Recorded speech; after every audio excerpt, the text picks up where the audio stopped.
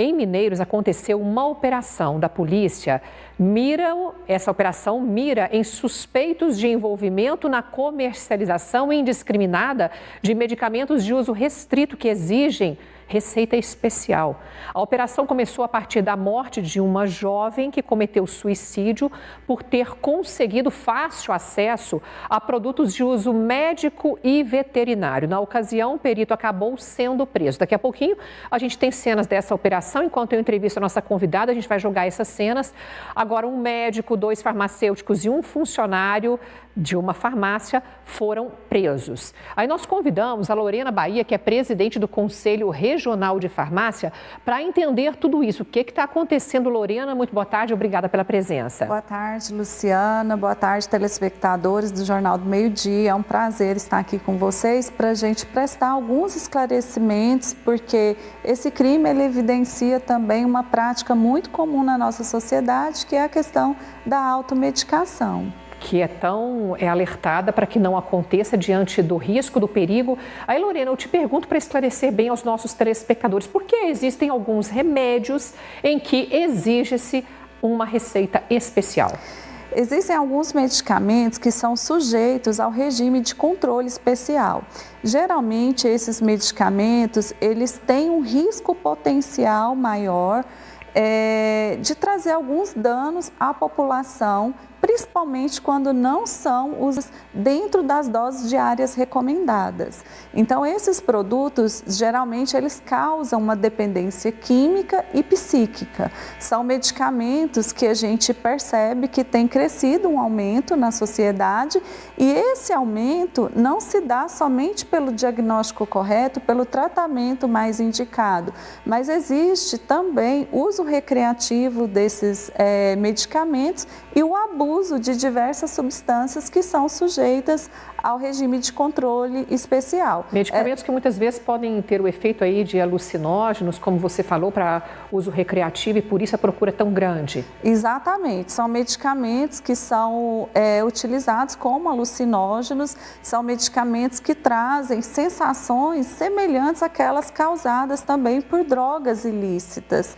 Então as pessoas abusam desses medicamentos, fazem o uso recreativo e existem também aquelas substâncias que são utilizadas para uma finalidade diferente daquela que ela foi registrada na Anvisa. Então, a gente tem alguns medicamentos, por exemplo, que são utilizados para transtornos de déficit de atenção e hiperatividade. Algumas pessoas começam a fazer uso desses medicamentos para emagrecer, já que é um efeito colateral do medicamento. Então, todas essas questões, elas têm provocado o uso irracional de medicamentos. Aquele hormônio do crescimento também que é muito usado para quem pratica atividade física, para conseguir massa muscular?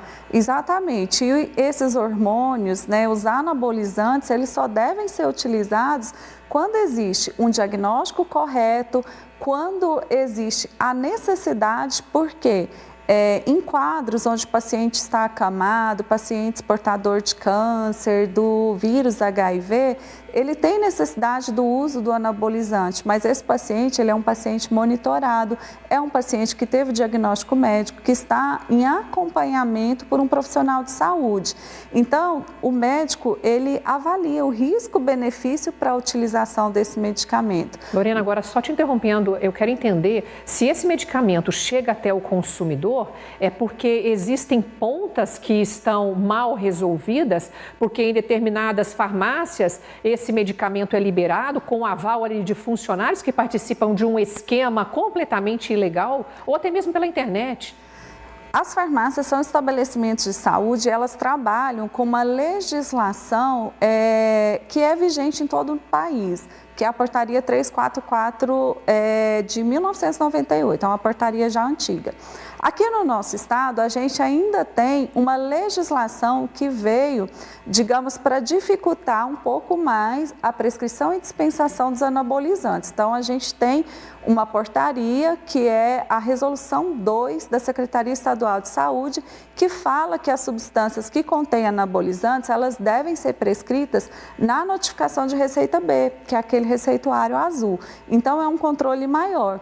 Mas existe sim algumas farmácias que desobedecem à previsão legal e vendem o produto sem apresentação e retenção da receita ou da notificação. É o que tem virado caso de polícia. Sim. Agora, Lorena, o próprio conselho fiscaliza?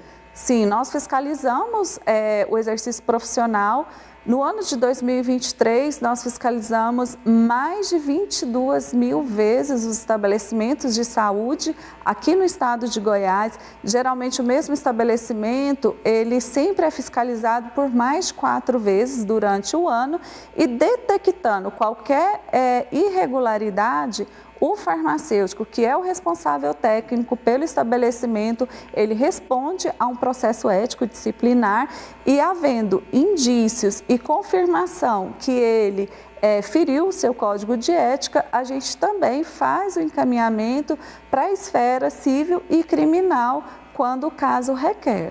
Ok, e vai também muito da conscientização das pessoas, né, de o quanto isso representa um mal à saúde. Lorena Bahia, presidente do Conselho Regional de Farmácia, muito obrigada por participar aqui ao vivo conosco do Jornal do Meio-Dia. Boa tarde. Eu que agradeço a oportunidade, coloco os nossos quase 15 mil farmacêuticos que temos aqui no estado de Goiás à disposição da população. Se você tem alguma dúvida em relação ao uso correto de seus medicamentos, procure a orientação de um farmacêutico. Quais são os canais do Conselho, por favor? O Conselho, ele atende através do 3219-4300, que é o nosso canal de comunicação, nosso telefone. Também nós estamos nas redes sociais, @CRFGO. Nós esperamos sempre por você, por suas dúvidas, para que a gente possa sempre levar qualquer tipo de esclarecimento à população. @CRFGO. Muito obrigada mais uma vez.